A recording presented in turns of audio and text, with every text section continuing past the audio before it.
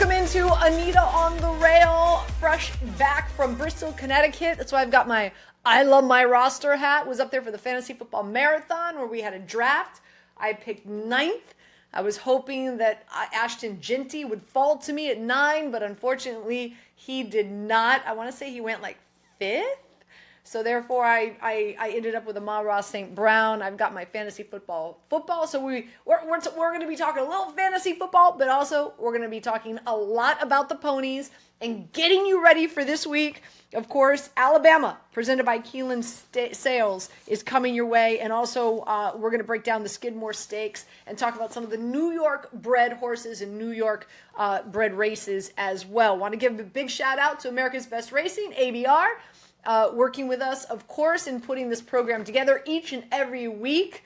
Hopefully, we have helped you win some money so far this season up there in Saratoga. And also a big shout out as well to Kindred and Henry Street Taproom. You can find them both on Henry Street up there in Saratoga Springs. If you haven't been there yet, shame on you. Kindred, a stellar wine list, outstanding handcrafted cocktails, wood fire kitchen, great staff. Their food is delicious. It's unbelievable. You walk in there, you've got this like New York style vibe. The weather up in Saratoga has been beautiful, so you can go out there and of course hang out, eat outside. They have a huge patio, open door space, and right next door is Henry Street Tap Room. So if you're in the mood for more something like some beer, really the best beer in town. High-end comfort food. It's been a Saratoga stable since 2012. So make sure you check out both Kindred and Henry Street Tap Room. And of course, a big shout out to New York Thoroughbred Breeders, Inc., a big sponsor of the show, the official authorized membership organization of thoroughbred breeding industry in New York State.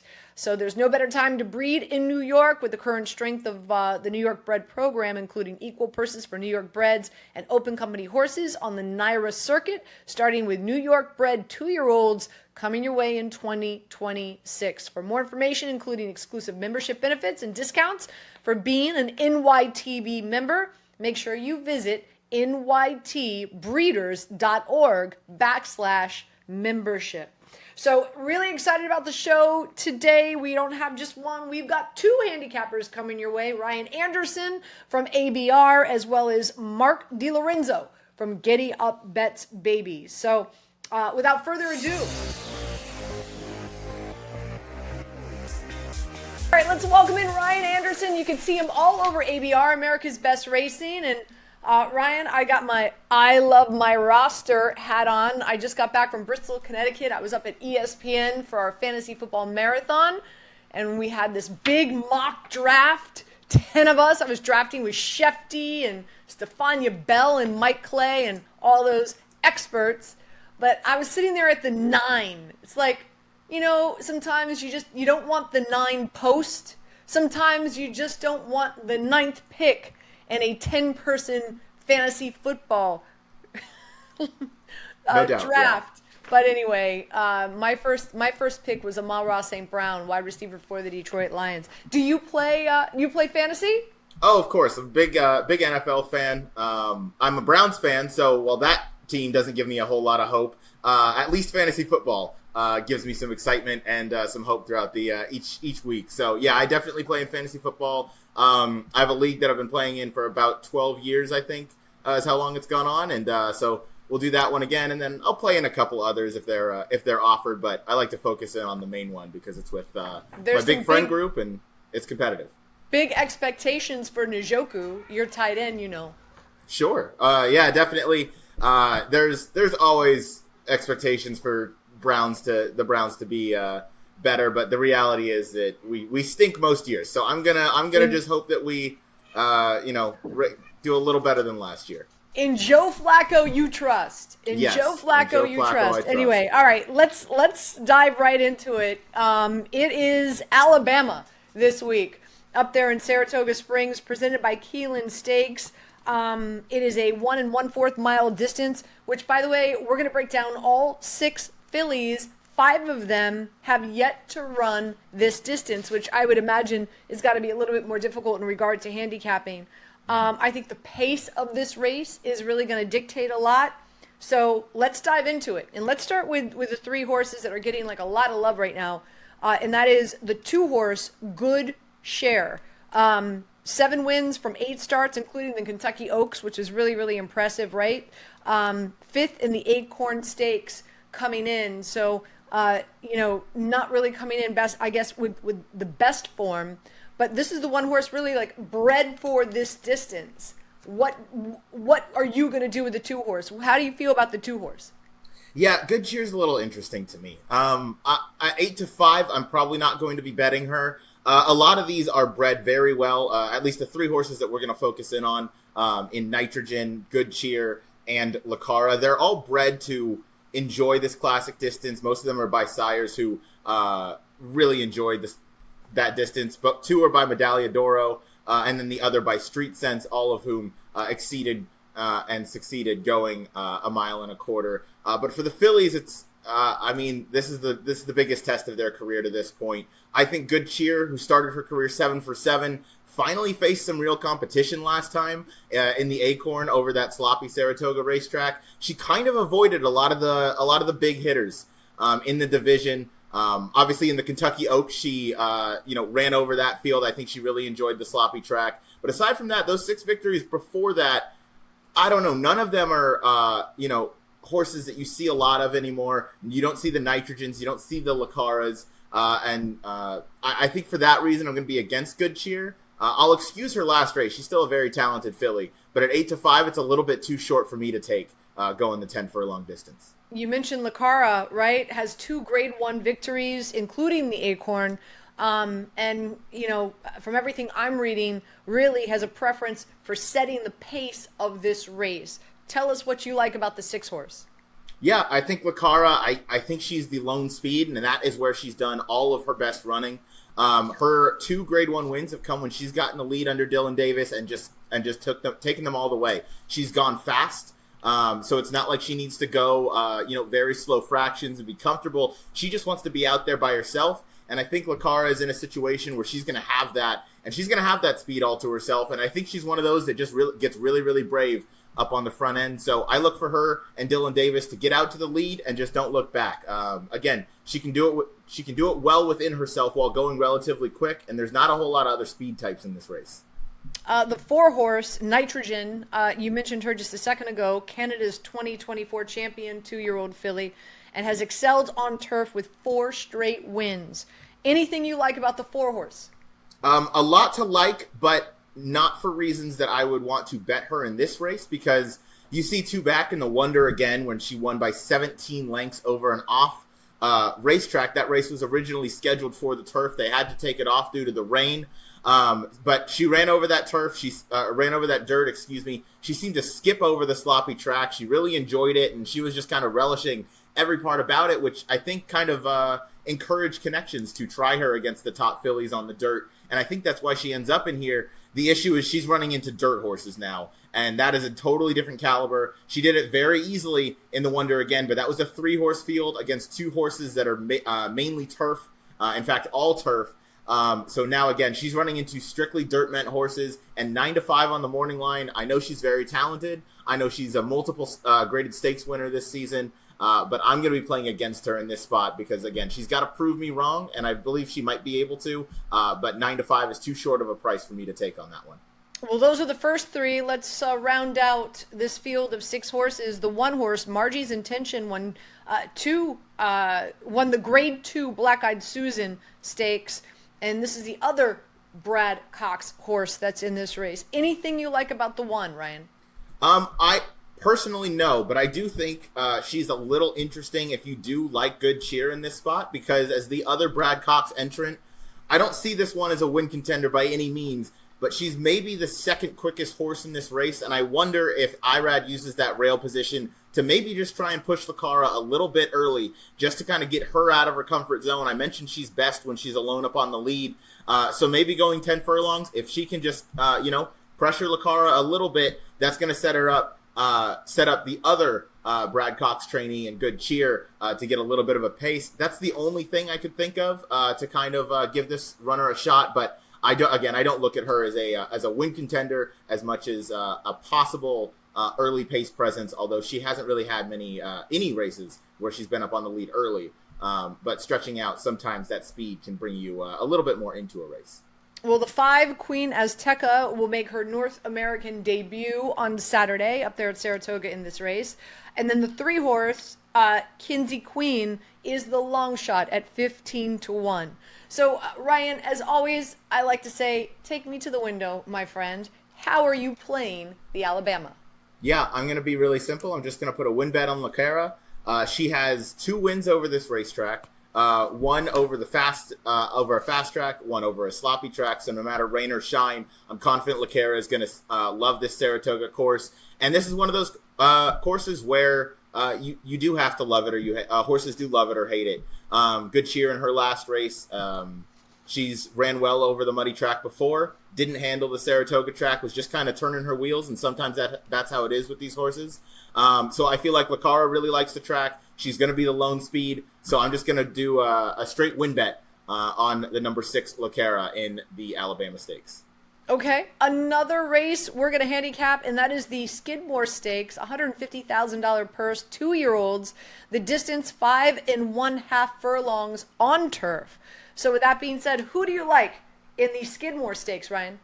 Yeah, this is an open listed race, so horses of any breeding can go ahead and enter in here. And I happen to have my top pick as a New York-bred in here. It's the number 8 Spirit of New York. This one debuted last time out. Irad Ortiz was aboard for Adam Rice, and this gelding blew the doors off that competition. And it was a state-bred maiden race that she did that against, but she closed very quickly. She closed smartly, and I think stepping up into this spot is very logical. You get Irad's brother Jose Ortiz aboard today. Both of them are riding phenomenally at Saratoga. I think there's enough pace in this race to set it up for her, and she should just kind of sit a very clean trip. I don't anticipate her getting a ton of trouble. And post position 8 isn't the end of the world going the 5 1/2 furlong distance. Jose's going to be able to save a little bit of ground and be able to get a jump on any of the kind of deeper closers. But again, I think there's enough pace. There's a lot of horses going dirt to turf in here, so they're probably going to want to get forward, as most of them have speed. So I like the number 8 Spirit of New York, who's also going to get a win bet for me. Well, love that it's a New York-bred horse because, of course, as you know, New York Thoroughbred Breeders, big sponsors of the program. Make sure you want to find out more information, nytbreeders.org/membership. And with that being said, I always ask you, is there other New York-bred horses or New York-bred races that you like? And there's actually 2 on your card coming up on Saturday. Tell me about race number 2, and who do you like in that one? Yeah, the race number 2 is a state-bred maiden special weight race for the fillies for 2-year-olds. And I'm going to go with the number 7, Pinky Briar. This filly's by McKinsey. McKinsey's successful with his first-time 2-year-olds, looking at 15% from 76 starters, producing 12 winners. And the Dam Side won her debut, going 5 furlongs in a state-bred maiden event at Los Alamitos. So there is some win early pedigree there. The Dam has no other offspring, so this is her first to hit the track. But again, Luis Saez and Mike Maker team up, a nice outside draw, and a really steady series of 5 furlong works for this horse tells me that she's ready.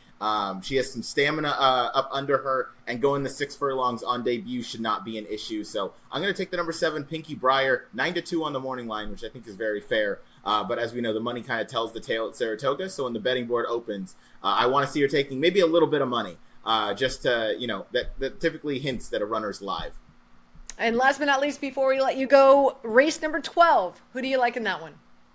Race number 12 is a 5 1/2 turf sprint for 3-year-olds and upwards for the state breds again. I'm going to go with the number 4 On The Ledge. Christopher Elliott, no longer an apprentice, now a journeyman, has been for a little bit here. This runner for Bruce Brown has 2 races over the grass course. Both were very respectable. I like the effort 2 back going 6 furlongs at Belmont at Aqueduct a little more than I like that last effort, but had a tiny bit of trouble. And the 5 1/2, he was kind of a little too close to the pace for a race that more or less didn't hold together. So I'm going to give him one more chance here. 3rd time on turf. His figures fit. And he's one that can kind of sit from a length or 2 lengths off of the pace, kind of take things over top of the stretch. And Christopher Elliott, while he is just beginning his riding career, he's very smart at finding out how races are going to unfold. He does a lot of his homework. So I want to give number 4 On the Ledge a big look at 6-1 to end the day up at Saratoga. I like it. By the way, I'm going to be heading back up to Saratoga on Thursday. There's a shot that one of my horses that I have aligned with, Final Furlong, big shout out, K-Cup, is potentially going to run in the Fleet Indian Stakes.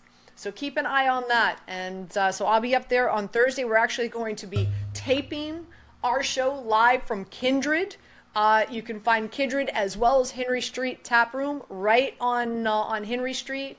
And so we're going to be taping the show live from Kindred. Really excited about that. And when we're done, we're going to head over to the track, and hopefully we're going to see K-Cup win the Fleet Indian Stakes. So fingers crossed there. And of course, don't forget, make sure you tune in next week. It is Travers Day on Saturday, one of the biggest days at the track at Saratoga Springs. And we'll be breaking down the Travers as well as many other races for you heading into next Saturday as well. Ryan, thank you so much. Thank you, Anita. I look forward to it. And good luck next week with K-Cup. Thank you. NYTV membership is your inside track to the ultimate New York Thoroughbred racing experience. Free race day entrance to Belmont, Saratoga, Aqueduct, and Finger Lakes. A liaison with NYS Breeding and Development Fund. A voice in Albany working with legislators to help support the New York breeding and racing industries. Along with tons of member benefits, discounts on services and publications, educational programs, and so much more. Join today at nytbreeders.org/membership. All right, I want to take a moment to give a huge shout out to our sponsors, our advertisers for Anita on the Rail. One is Kindred, great flatbread night at Kindred on Wednesdays. Unique flatbread they offer with a discount, stellar wine list, outstanding handcrafted cocktails. Their food is amazing. The chef creates every dish from scratch. I'm telling you, this is one of the best places to visit when you're up in Saratoga. New York style ambiance, outside patio, terrific staff, and then right next door, Henry Street Tap Room, best beer list in Saratoga. High-end comfort food, terrific staff. This has been a Saratoga staple since 2012.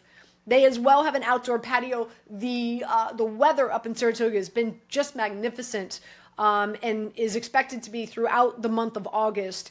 They've got a great cheese list, nothing like a little malt and mold together, and dollar oysters every Tuesday. So check out Kindred as well as Henry Street Tap Room and New York Thoroughbred Breeders, Inc., the official authorized membership organization of the thoroughbred breeding industry in New York State. No better time to breed in New York. With the current strength of New York bred programs, including equal purses for New York breds and open company horses on the NYRA circuit, starting with the New York bred 2-year-olds in 2026. For more information, including exclusive membership benefits and discounts for being an NYTB member, please visit nytbreeders.org/memberships. Also, they've got a lot of really great events coming your way. The New York Bred pre-sales barbecue on Thursday, August 7th, and the sale August 10th through 11th, and also the track VIP experience day on Friday, August 8th. For all this and more information in regard to the events that they have coming your way, go to nytbreeders.org/events.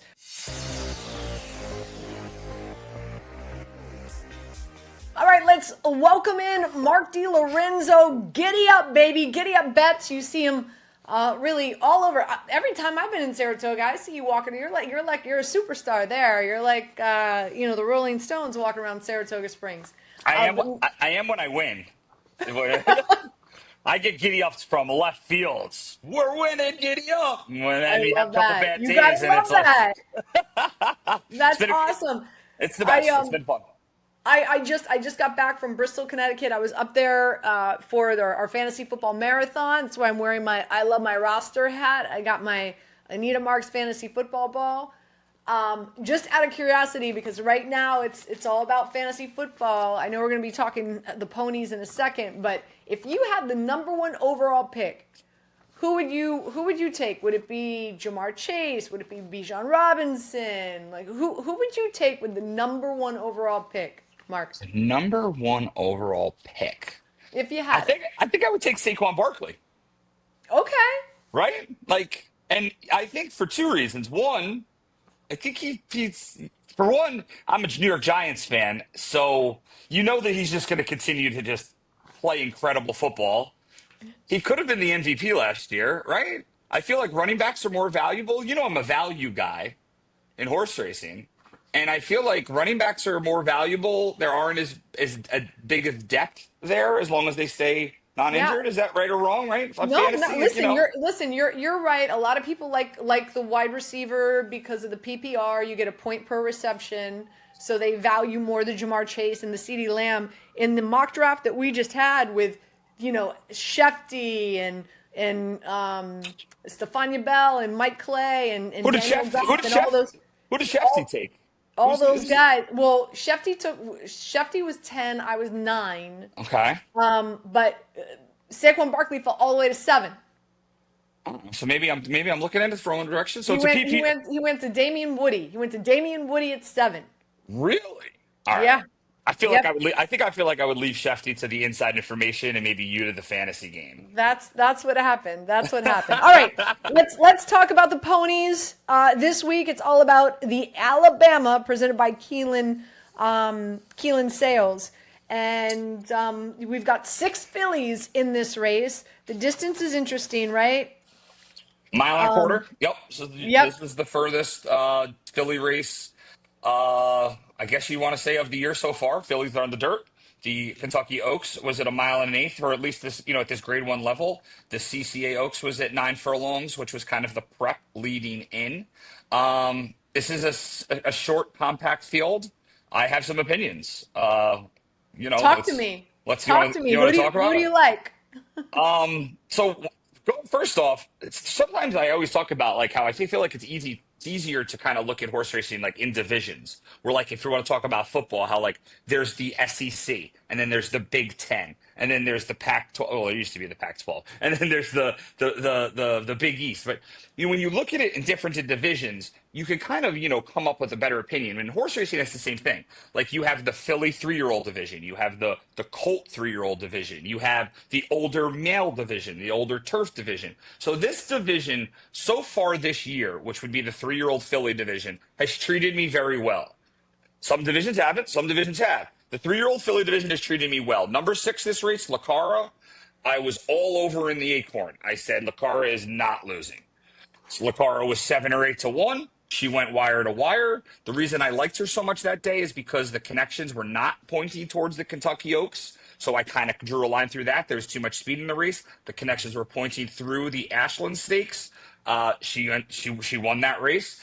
She was supposed to come back and run in the CCA Oaks about a month ago. Mark Casse, there was nothing physically wrong with Lacara, but there was a little bit of a kind of a scare with, kind of like how would I say, like a virus going around. So they quarantined her, made sure everybody in the barn was okay. Everybody was, but she kind of missed that race. She's going to be the main speed in this race, but this is the farthest she's ever gone. I think she could take a little bit of pressure in here, and going a mile and a quarter could be stretching it. So she's one of the shorter prices that I think has a chance, but I don't love. Mark Casse's other horse is number 4, Nitrogen, who will probably be one of the other favorites in the race. Nitrogen is a very special turf filly. I tried to beat her in the Kentucky Oaks Invitational on July 5th. We succeeded at that by a nose when she was at 1 to 5. The reasoning behind that is because she ran on the dirt in the Wonder Again on June 7th.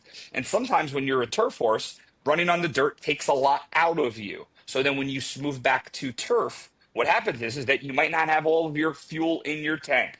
I thought that might have been a possibility, so she ended up losing last race. They're switching her back to dirt. Now, a lot of people are going to look at the Wonder Again and see that she won by 17 lengths, that she ran a very high buyer figure, all of that. She's a turf horse. She ran against nobody. She didn't have to exalt any energy early. I do not like her going 1.25 miles. So the two Marcassi horses that are going to be kind of short prices, I'm a little bit against. So you know how I like to play this game. The horse number 2 in Good Cheer, who was the best filly in my eyes. We singled in the Kentucky Oaks. We singled in the Fairground Oaks. We singled in the Rachel Alexandra. The Acorn I was a little bit of against for 2 reasons. One, we just talked about how LeCarra went wire to wire. It was a very sloppy sealed track that day, which had a bias, and the bias was for speed. So you wanted to be close or on the lead. That's where LeCarra was. That is not where Good Cheer was. Good Cheer was sit 3, 4, 5, 6, 7 lengths back, wide, chasing on a very, very sloppy track. I want to draw a line through that race and give her another chance, thinking that she is the best filly in this division. She's going to be 8-5. I don't see her getting bet down that much. In a 6-horse field, you know my mentality, press and print. So that will be the only horse I will be using. I will be betting to win, and I will be betting in doubles with in the last leg of the double with the race that we're going to talk about next. But Good Cheer is my pick. Brad Cox's other horse, number 1, Margie Intention, is another horse in this division who I hit with nicely in the Black Eyed Susan. She made a really nice close in the Delaware Oaks. I just think she's a cut below Good Cheer. I want to come back to Good Cheer while I'm getting a good price. She was 1-4, 1-5 in the Acorn. Good Cheer is now going to be 8-5, 9-5. I'll take that plus 185, plus 190, and go to the window all day long. All right, and the second race that we are talking about is the Skidmore Stakes, $150,000 purse, 2-year-olds, and the distance is 5 1/2 furlongs on turf. So with that being said, who do you like in the Skidmore Stakes? All right, well, we have to keep this on the hush, so you can't tell everybody. Okay, so this is just going to be Good between luck with us. that. This is going to be between us and the podcasters out there. Okay, all right. Number 1, Schwarzenegger, trained by Wesley Ward, is an absolute monster. It is a 2-year-old colt, which was bought for $950,000. I have seen this horse work in the mornings, and this horse is a legitimate Breeders' Cup juvenile turf sprint contender. She was supposed to run in a maiden race earlier in the meet. It got rained off. She was going to run in a stakes race at Monmouth. They had some issues with the turf. They've been sitting and waiting to run this horse.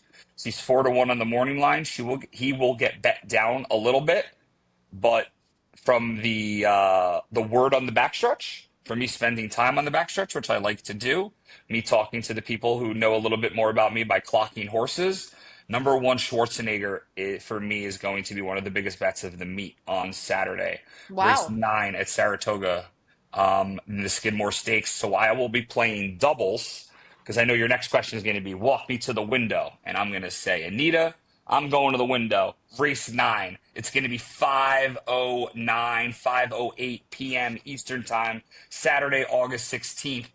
And I am going to go, I would like to make a very large double. Number 1, Schwarzenegger, with, in race 10, number 2, Good Cheer. And if it comes in 1-2, I'll be buying drinks that night. I love it. No, you know when you're going to be buying drinks? Next Thursday, because I'm going to be up in Saratoga Springs. We're going to be recording this show live from Kindred, okay, right on Henry Street. And then, of course, we're going to head to the track because it's a phenomenal spot. And we're going to go to the track because, fingers crossed, as of right now, Final Furlong's telling me that they are eyeing the Fleet Indian Stakes for K-Cup. And you were there with me when she won about 2 months ago. So I'm heading up there. We're going to record a show from up there, and we're going to head to the track. So that double comes in. Save that money because we will celebrate. I can't promise. I can't promise I'm going to save all of it, but I will make sure there will be a allotted amount for the Anita Mark coming into town for K-Cup, because I told you the last time K-Cup wasn't going to lose. I took a small peek at some of the probables in your race on August 21st, and she looks like she's going to be tough to beat. I know that there was some thoughts of maybe running in a bigger race, but you're choosing the right spot. Final Furlong Racing does an incredible job spotting their horses, and that is what I like. I like ownership and connections that have a plan. stick to it and put their horses in the right spot. That's what they're doing. So August 21st, I will see you at Kindred. We will talk horses. We will talk Travers. We will talk K-Cup.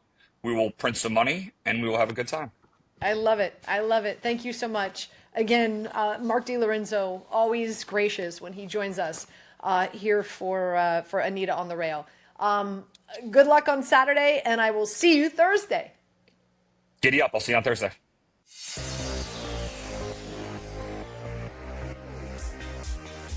So again, I want to thank Mark DiLorenzo for joining us, as well as Ryan Anderson. Hopefully we've given you some winners, getting you ready for all the action up there in Saratoga, at least the big action up there in Saratoga coming your way on Saturday. We appreciate it when you watch, subscribe, comment, all the things. We're really excited about next week. I'm going to be heading back up to Saratoga. We're going to be recording our next show from Kindred on Thursday the 21st. Ryan Anderson will be joining us from the left coast. Mark DiLorenzo is going to be joining us at Kindred. We'll have some other guests on the program, and we're getting you ready for Travers. That's right. A very big weekend, as you know, up there in Saratoga. So make sure you definitely circle back with us next week as well to get you ready for the Travers. And then of course, we've got one show remaining to end the season, a full 7 weeks of programming brought to you here, Anita on the Rail, as well as ABR. So again, big shout out. Want to thank our guests, and again, want to thank you. Enjoy the races, and we'll see you next week.